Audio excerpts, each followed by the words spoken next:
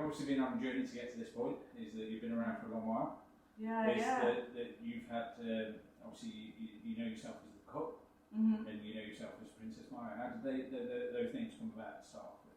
Oh wow, well yeah, kind of at some point I changed my title for a laugh, because you know, like when you go around a shop and you go to the till and like people look at you like you've stolen something, and I just thought it would be really funny to just whip out my card and for it to just say Princess Maha.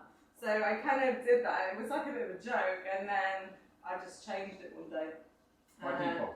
Yeah, by default. Really? And then it was just a bit of fun, and then it just became like a permanent thing. Then I kind of started using it on social media, and then it would occasionally go, show us your documents. So at some point I then changed my first name, which is Maha, to Princess, and then my surname to Maha. And then I just sent that back, and now it's like on my passport and everything. So it's like kind of, just stuck. The cut, I just always kind of loved that as a name. Like when I was about 14, my mum gave me a scissors necklace, and so you got razors as well. Okay. And it just kind of came about from that really, in the K for the scissors, and that's where the cut came from. Great stuff from rock and roll. It's obviously you wrote the grid. Yeah. When you were writing it, did it feel like it was going to be the hit that it was? Did you feel that you were writing something as special as that? Oh, thank you. Well, I guess the thing is that there probably was a bit of pressure coming in from Valley of Forms, because that had done really well. So then for another album, you want it to be equally as good, at least, if not way better. And I guess the thing was, it just came out in a flash, because I kind of applied for the Arts Council funding on a whim, really, just to see if we could. And then when it came in, I was like, whoa, this is reality. So at that point, I was like, well, which tracks should I put on it?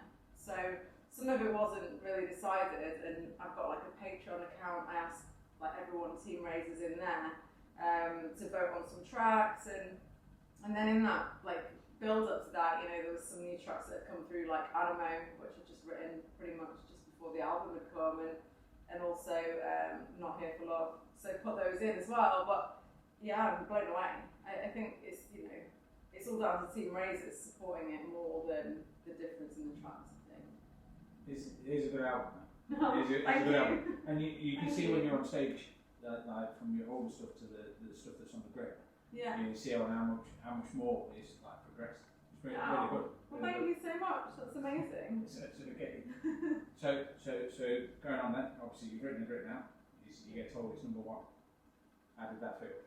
Oh, I didn't believe it, because basically what had happened was there'd been like lots of build up, and then I found out it was in like the top 100 or something, and I was like, right, come on, let's do this. We were on tour, we were out doing loads of shows in like HMV stores and travelling around doing shows. Sorry, but like so basically. There'd been some kind of error where some of the sales hadn't gone through. So there was like loads of sales that weren't reported for whatever reason, some technical thing. And one of the team from Criminal messaged and said, hey, look, is there any way that we can get this fixed? And we were really worried that it just wasn't even going to chart at all. And they said, look, there has to be a cut-off. It didn't go through. It will go through next week. And then the other bit was, however, you do know that it's number one, don't you? Is that how you found out? Yeah. So I was like, whoa! And then at the same time, I was like, until I see it. Yeah. I don't. You know what I mean? You don't want to believe it until it's actually happened. But when it did, it was really great. Lots of video calls, lots of Zoom calls, and catch-ups, and playing that cheesy track. Number one. How did you celebrate? What? Oh well, in so many ways, really. Just like being together and just kind of Zoom calls and catch-ups, and then repress the album onto the white special number one celebration. We've got lots of celebrations online now. Good stuff. It is good. It's worth it. Oh, thank you. Obviously, considering your journey to get here, obviously it's been you've had a career over a period of time. Yeah. Is what advice or what could you give to somebody who's starting out today? Yeah, I mean, I guess the only advice that I would give is just don't stop. Just don't, obviously, if people say negative things, you can take them at face value, take them on board, but don't let it change what you're going to do. Just keep going. And like if people around you are saying, yeah, this is wicked, just go for it, they're not going to lie to you and say, go and do something that it's not worth doing. So just believe everyone around you and just go for it. All your effort. Yeah, just just try. And if you can't try, just keep going. So tell us about criminal records. Is your involvement in that at the beginning? Yeah. So essentially, Criminal Records initially was a vehicle to put out records for the car. So kind of did that with a couple of singles and was starting to get together for an EP.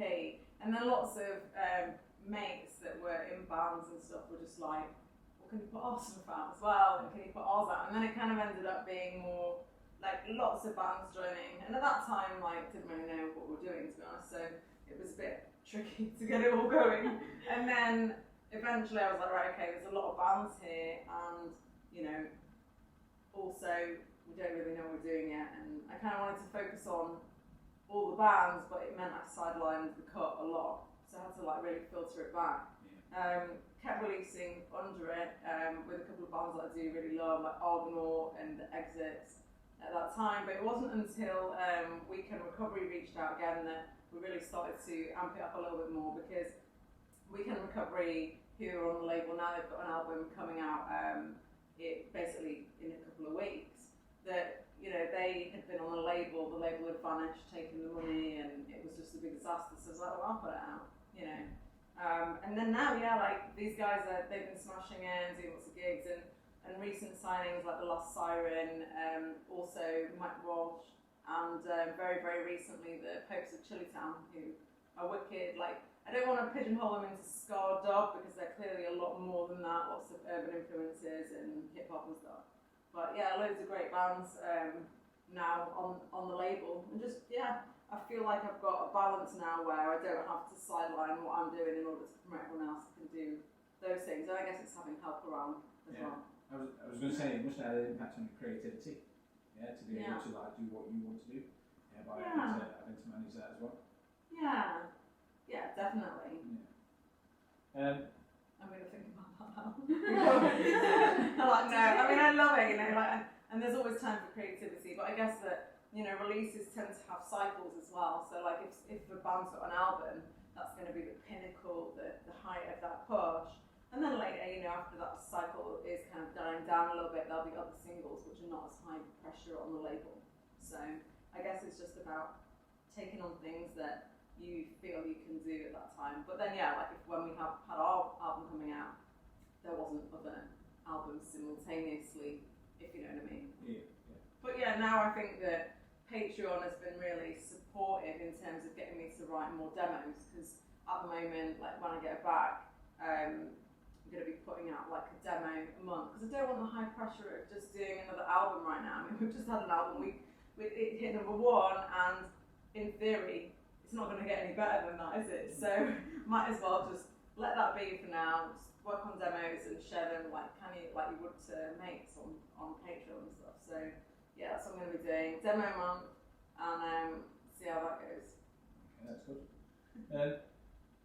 I think you played Nottingham before, in the Rock basement City. in Rock City, Yeah. Obviously the main stage has got to be a goal, in Rock City. Oh that's a great one. Obviously that's our local gig. I can imagine, it's cool. It's the rescue rooms tonight. I think you had a good show of support there. I think you gained some new fans tonight, definitely. Looking at the crowd involvement, especially when you were giving the clap along and shouting it out. So definitely, I think we've got some new fans tonight. But thank you. In terms of venue, is so far in your career, where's your best venue, and where do you think you really want to play? Oh wow, that's a really difficult question. I mean, in terms of best venues, all of them are amazing. The other day we're on this tour at the garage, and had played upstairs before, then playing downstairs, and it was sold out. And it's just, that was so cool. But every single night's cool. Tonight's been amazing, and Brighton was amazing. Everyone was on fire. to that. So I guess that my favourite one is always like the most recent gig. Okay then. Because it just happened. And then you're like, you're kind of like buzzing, and then you're like, that's. You definitely look like you're buzzing. Definitely, Yeah. definitely. You could see it. Like I said to you earlier, after that third song, is that you really came alive up on stage. Oh, nice. You could see it. But it could have been to do with the weight of this jacket. Hey. 3.5 Shoulders, kilos. literally. It's just like literally so heavy. Do you understand the gig?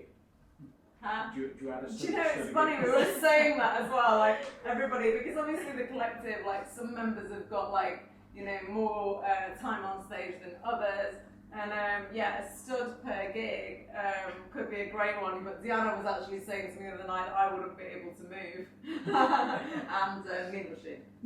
But yeah, like... It'd be a good way to start a gig. I think it's a thing. I'm up for it. Maybe it would actually help me so I can take some of these off. Obviously, you mentioned that you're going to do some demos. Is obviously in the back of your mind though, you must be thinking about there must be another album to come after the Grit. Oh yeah, Is definitely. there any exclusive that you can give us? Is there any kind of timeline that you could give us? No, I think at the moment, you know, it's just out. There's touring, and we're going to be touring it for a while. But yeah, just more demos, bit of, you know, let's just see where it goes. I don't want to put pressure. It won't be 10 years like the first one, and it won't be. How many was the other one between the first and the second? Like maybe like 4 years. Okay. So yeah, I don't know. I can't think about it yet. Ask Daisy. Give it 3. There's commitment there. You see it in your voice. I'm be careful what I say here. So obviously it's been a great night here. It's definitely so fun. much. We've enjoyed it. We've enjoyed the experience again from download. Thank you. When will we as Rock News see you in Nottingham again? Oh, as soon as possible. It would be great to be back. To be honest, I've been looking for a Nottingham gig for us for a while, because I know that when we did the Electric Six tour, we didn't manage to quite get through, and then there was another couple of times where the tour missed out. So it's actually the first time we've been back since COVID, isn't it? It is, yeah. That's good. Welcome back. It was really good.